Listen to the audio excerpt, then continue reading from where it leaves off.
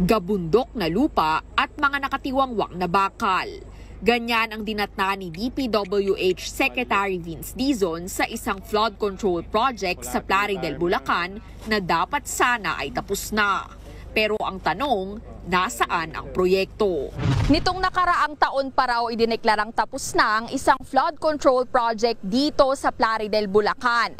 Ang dapat na isang river wall, kung makikita nyo sa kinatatayuan ko, maliit na bahagi lang ang sementado at karamihan puro lupa pa.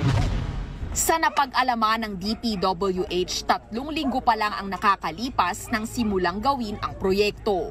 Pero ayon sa contractor, 3 buwan umano nila itong trinabaho. Bayad sila ng buong 96.5 million pesos. Ayon pa mismo kay Dizon, ang tawag ko dito, patay na pinipilit buhayin. Kasi nabayaran na siya eh. Klarong-klaro na ghost project ito. Talagang ito, kahayupan na ito.